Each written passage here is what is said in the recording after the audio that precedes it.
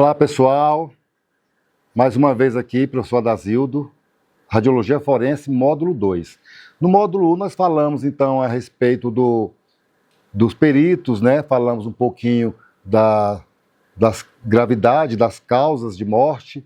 Agora nós vamos falar no módulo 2, sobre conhecimentos dos exames radiológicos convencionais e medicina legal, né? Então, nesse conhecimento aí, a radiologia convencional vem desempenhando um grande papel essencial na medicina legal, contribuindo para esclarecer crimes, né, de casos de natureza criminal, civil e administrativa. Então, o seu uso vai permitir identificar lesões, fraturas, corpos estranhos, reconstrução, né, reconstruir trajetórias de projéteis, determinar causas de morte e auxiliar a identificação de vítimas.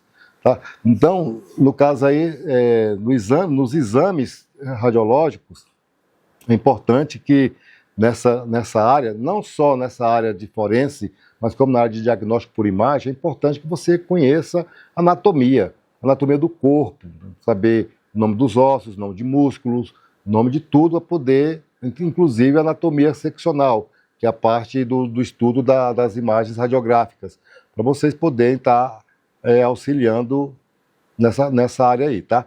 Então,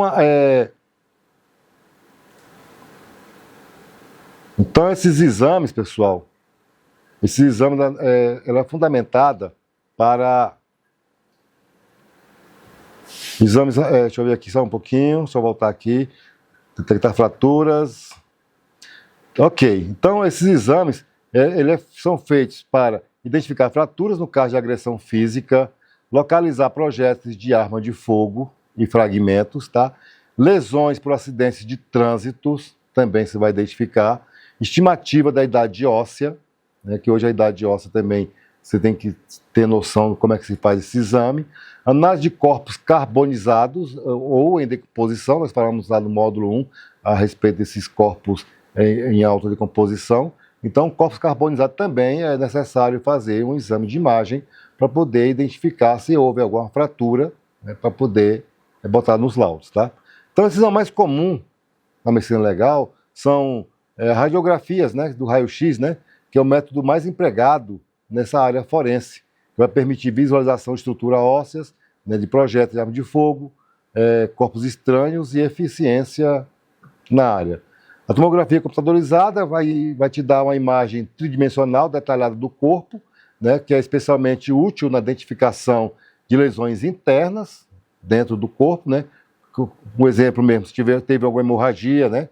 Além de localizar objetos com precisão. E na ressonância magnética também tem, tá? Ideal para análise de tecidos moles, como caso de lesões cerebrais, musculares, morte por afogamento, e vai auxiliar na identificação de corpos com alto grau de decomposição. Então, a RM vai também auxiliar nessa parte forense aí, tá? Também nós temos aí uma outra área também, que é a radiologia forense. Que a radiologia forense ela é essencial para identificar vítimas por meio da arcada dentária. Um exemplo, você vai ao dentista, aí então você tem um histórico naquele dentista. Então ali tem todos os seus documentos ali de dentes, né? Então você vai ter a arcada dentária, tem a tomografia panorâmica, a pera apical, tem vários ali. Então quando acontece uma coisa dessa aí, ele vai ser pedido isso aí, no caso aí, alguém vai identificar, ele tinha um dente quebrado, tal lugar, então identificou, conheceu, aí vai pegar aqueles documentos seus históricos para poder saber se realmente a pessoa é aquela mesmo que foi falando, tá? Então, nessa parte aí, para identificar essas vítimas por meio da arcada dentária, ela vai ter que ter duas radiografias, uma antemortem e uma post-mortem. Então vai tirar a radiografia, vai pegar antes dele morrer e vai fazer outra radiografia também odontológica depois que morre, que chama-se post-mortem, tá? Para poder ter um reconhecimento preciso, né? Então ali vai analisar, vai para o laboratório, eles vão então fazer aquele estudo e fazer parecer que seja realmente a pessoa que estava desaparecida, ou uma pessoa falecida, né? Então, aí nós temos aí a medicina legal, aplicações da radiologia é para identificar vítimas, né? Desempenha um papel da identificação de corpos não reconhecidos, mediante análise que vai comparar as imagens, uma radiografia odontológica, ósseas, feita antes e depois da morte, para determinar a causa de morte, né? Que esses exames radiológicos ele permite identificar lesões, fraturas, hemorragias internas de corpos estranhos que possam ser responsáveis pelo óbito. Perfeito?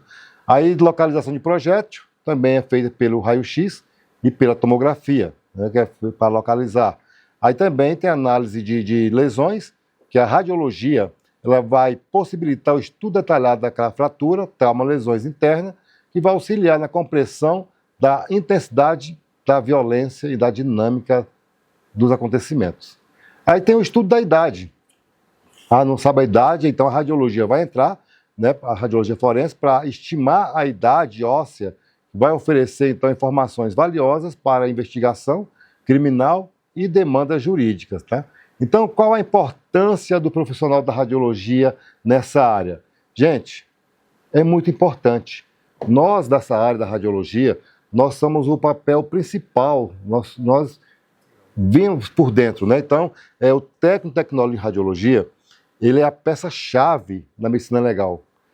Devido, então, à sua habilidade na obtenção e análise de imagem. Por isso, vocês têm que saber analisar uma imagem, tá? A quantidade de precisão técnica aliada aos conhecimentos especializados que vocês adquiriram no curso vão garantir que esses dados sejam confiáveis e relevantes na hora de decisões jurídicas, tá? E a resolução de casos investigativos.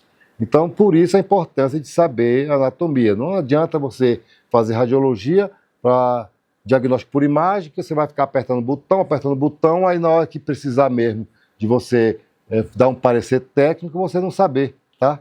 Então, a perícia ela possui uma ampla gama de aplicações, tanto no contexto judicial quanto no extrajudicial, tá? Se estendendo em diversas áreas do conhecimento. Então, a forense tem uma equipe multidisciplinar, tem um advogado, tem um psicólogo, tem a radiologia, tem um médico, tem um enfermeiro, então tem vários pessoal envolvido nessa área aí, tá? Então a função central da radiologia forense é esclarecer aspectos técnicos, científicos ou artísticos que visa contribuir para decisões informadas para o juiz, tá? Em situações de demanda e análise especializada. Perfeito? Vamos ver o que mais nós temos aqui.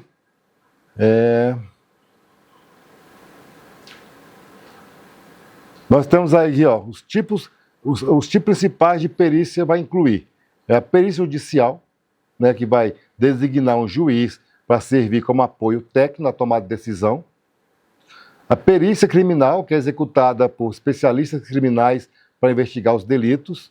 Perícia contábil, olha só, voltada à análise de aspectos financeiros. Temos a perícia médica, que é focada na avaliação da saúde humana. A perícia ambiental, que é direcionada à análise de impactos ecológicos. A perícia ambiental também ela é responsável para investigar aquele corpo em alto estado de decomposição. Por quê?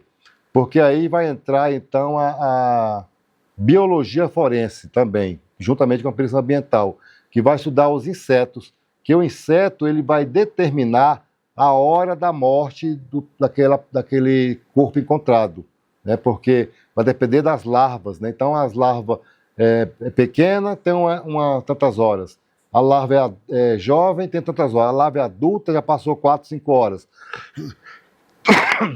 Então, é muito importante essa parte aí. E a perícia áudio e vídeo, que é utilizada para examinar e identificar mídias digitais, no caso, telefone, né, que a pessoa pega e vai fazer essa investigação. E a perícia em engenharia, que é aplicada para avaliar danos estruturais e acidentes de projetos. Então, ao entregar essas áreas aí, a perícia emerge como uma ferramenta extremamente valiosa que vai apoiar a tomada de decisão, tá? Aí nós temos também a parte também de imagem ainda, que fala sobre fraturas e traumatismo, que aí vai fazer a radiografia de quê? De crânio. Crânio em colunas e membros superiores e inferiores, que serão realizados para contrastar fraturas compatíveis com agressão física de acidente de trânsito ou quedas. Aí vem, depois disso aí, feito tudo isso aí, vem a identificação humana, né? Depois de tudo ser feito, a perícia de tudo, dos exames de imagem, aí vem a identificação humana, que vai comparar as radiografias ante-mortem e post-mortem, que vai ser uma técnica bem eficácia na identificação dessas vítimas, tá? Aí também para localizar corpos estranhos, né? Projéteis, estilhaços, objetos cortantes, materiais não biológicos, que podem ser detectados com facilidade na radiografia, inclusive em regiões de acesso restrito. Então a radiografia pega tudo, perfeito? A estimativa de idade óssea é a análise radiográfica da mão e punho, para fazer a idade óssea, onde vai ter as duas mãos e os punhos ali, vai fazer o exame, que ali vai saber a idade óssea, tá? Para determinar a idade de um adolescente sem registro civil. No caso, adolescente que não tem registro civil, uma pessoa mesmo sem identificação, que vai pelo menos saber a idade daquela pessoa. Aí as limitações e responsabilidades. A perícia e os peritos vão enfrentar uma série de limites que vão nortear a sua atuação. Então a sua função é bem restrita. A análise técnica e do objeto periciado. Vai manter compromisso com a imparcialidade, a precisão ética e profissional, a condução perícia deve ser pautada com rigor técnico e independência. Então, pessoal, nessa área da forense, da perícia forense, é uma área que ainda não tem assim um código de ética. Então, a radiologia forense não tem um código de ética, nem tem ainda um símbolo, né? Então,